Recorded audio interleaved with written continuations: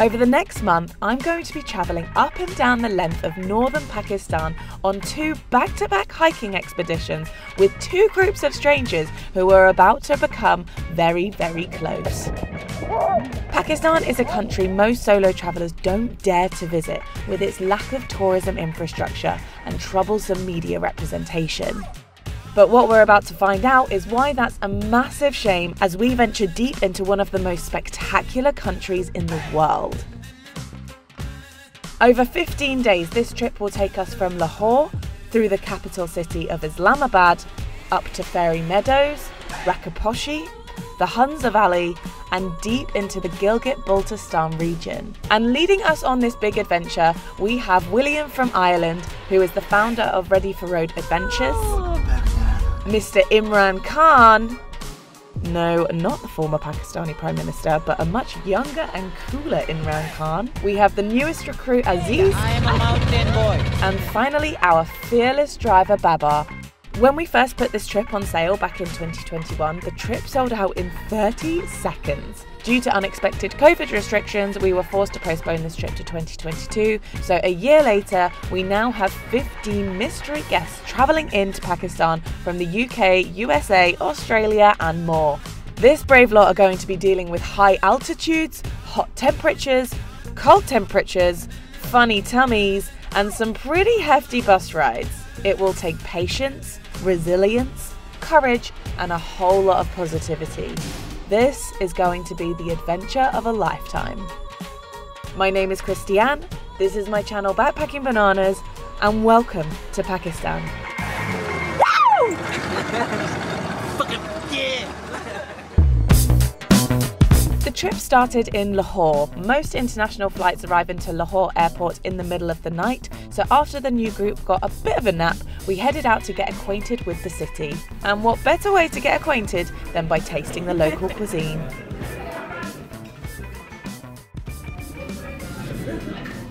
Cherry.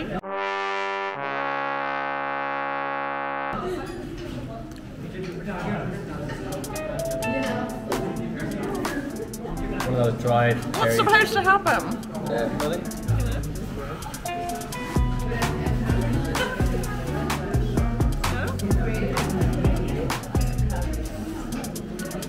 Spicy. Why did you do that? Sorry. I turned the camera off. It was a chili. Do you want me to hold it for you? You're a terrible person. Oh my god. So after that overly warm welcome into what every mealtime for the next month is going to be looking like, it was time to go shopping. And what better place to come than the famous Anarkali Bazaar.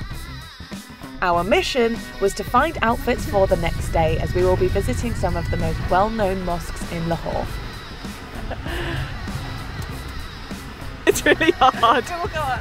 Yes, it will. We've got it wrong around here. It's so wrong. Give us a swell. That fits me well. Nice. Oh, that's perfect. How much? 500. So that's like £10 is 300. 3,000. Oh, So £10 is 3,000. Yeah. I'd go for it. So how do we tie? Like this? One. One.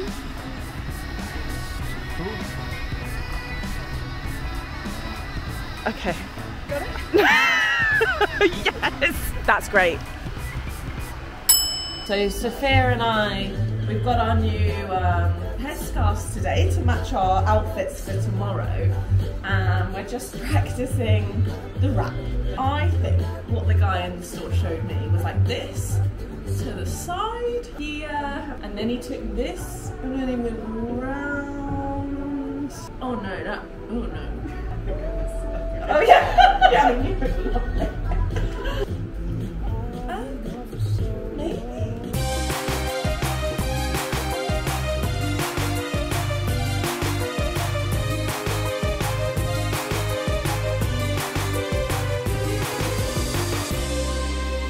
It is officially day one in Pakistan. Yesterday was just technically day 0, so everyone was arriving, and today everyone is here and we are off exploring around Lahore, and our first stop is Lahore Fort. I don't think I need the mask on just yet, but we probably will when inside. I'm wearing the dress that I got yesterday, which is very exciting, and I've got a headscarf which I can put on when we go into the mosques. So guys, you are welcome to Lahore Fort here. So you are very lucky you are in Lahore, because you know there's a very famous saying about Lahore that one who has not seen Lahore has not yet born. Traditionally, the construction of Lahore and Lahore Fort attributed to the son of Lord Ram. You know, Rama was Hindu spiritual leader.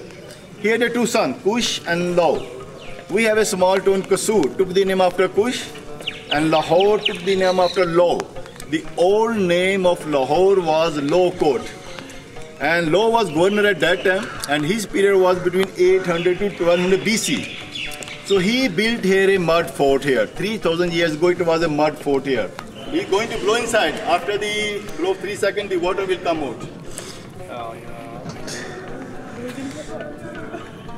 Oh! We didn't need a guide to know that man has a very happy wife. We did, however, need a guide to learn about Sheesh Mahal, the beautiful palace of mirror that has a complex mirror work locally known as Anarkali.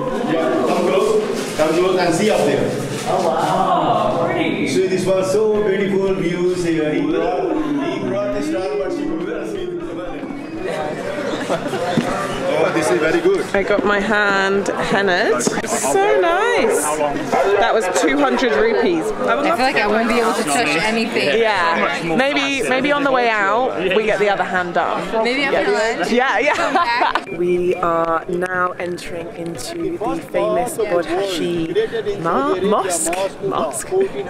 No, mosque. And that mosque became the chain of mosques. So beautiful, so big, so many intricate details. The Badshahi Mosque, also known as the Emperor's Mosque, was constructed by Mughal Emperor Aurangzeb between 1671 and 1673, and it was the largest mosque in the world until 1986.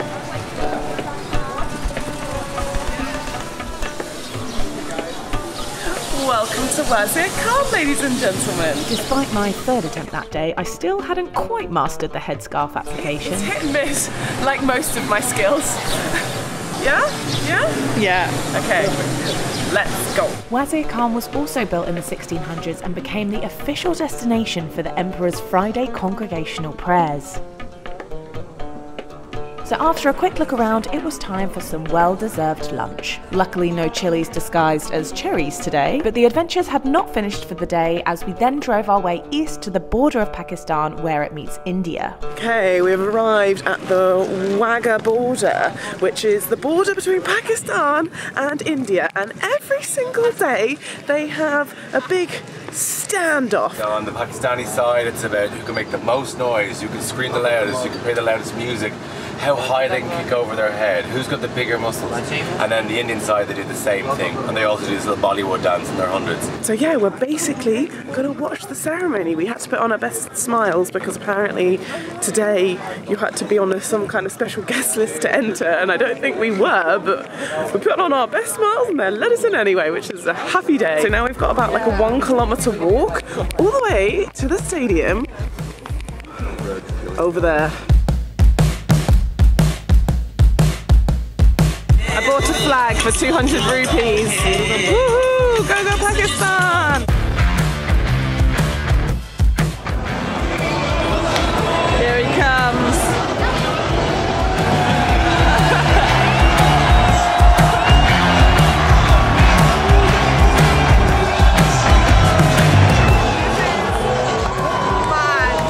So, if you can't tell, this is Pakistan right here. Behind those gates, that's India.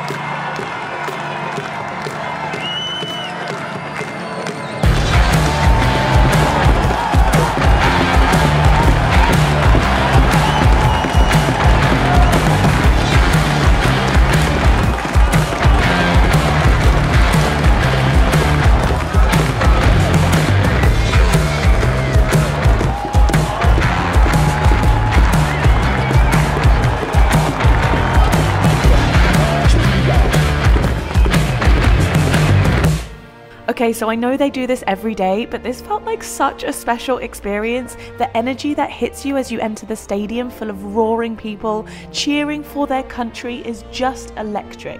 It's absolutely infectious and we were all loving it. And I know it's not actually a competition and there's no prize, but if there was, Pakistan won that day. My God, what a moment and what a great way to finish off our time in Lahore.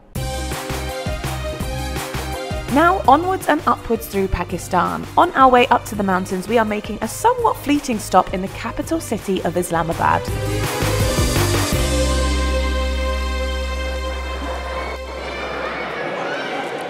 We've now made it to the city of Islamabad, the capital city of Pakistan. We're having a fairly quick stop here. We're here for just one night. And the first place that we've come to is the Faisal Mosque, and it's incredible. In Lahore, it was just completely misty and overcast the whole time. It was also incredibly humid, whereas in Islamabad, it feels a bit more like a dry heat, and things are a little bit more spaced out. I'm actually really surprised at how different the cities are and how different that they feel. Islamabad feels almost a bit more like a Western city. Anyone else getting Hunger Games vibes? Because I am. This is pretty nice. It's very nice. This is my favourite mosque so far. This is my face. This is quite a nice mosque. It was donated by the King of Saudi Arabia in the 70s, and the reason why it's kind of shaped in almost like a tented fashion is because, of course, the Bedouin or the kind of the nomadic culture of Saudi Arabia. It's become a real landmark for Pakistan. You see it in a lot of the money. It's the first thing you'll see when you type in Islamabad in Google. But it's quite nice, very big, very spacious, very modern looking, quite chic compared to the old. But you said it was made in the 70s. It looks more modern than the 70s. Has a very modern style, yeah. Yeah, and I'd also say it's giving me Hunger Games vibes. Yeah, like we're in the capital. It's a bit futuristic. Someone's about to be sacrificed. Before we left the city, we set off on a short hike close to the city in the Wagah Hills. Hello, hello, Adventure Christy and Adventure Ziggy. Hello! Here with our adventure hats. Definitely the coolest on the trek. We've been going for like half an hour, 1.5 kilometres, 150 metres of elevation gain, just over. So we're doing well on the Wagah Hills, which I called the Masala Hills. When I was trying to remember the name earlier, because I think the Masala Hills sound very fitting. Chicken tikka masala hills. Yeah. Here we are. Absolutely. How are you feeling, Sophia? Pretty good. Yeah, so far. Yeah. It was not as far as I thought it was going to be. 2.12 kilometres, 3/4 of an hour. 233 metres of elevation gain, 243 active calories burnt, all the important stats for you.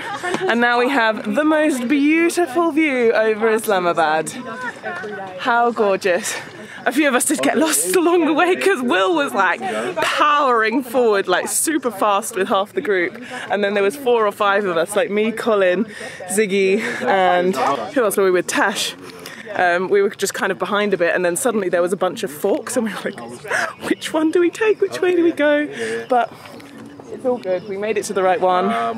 I wonder if we can see the Faisal Mosque from here, the mosque that we were just at. So I don't know if you can see, but over there behind that hill is the Faisal Mosque. And this beautiful view concludes our time in Islamabad and our time in this episode. Coming up next, we make the long bus journey north into the mountainous region of Pakistan and tackle our first big trek up to Fairy Meadows and attempting Nanga Parbat Base Camp.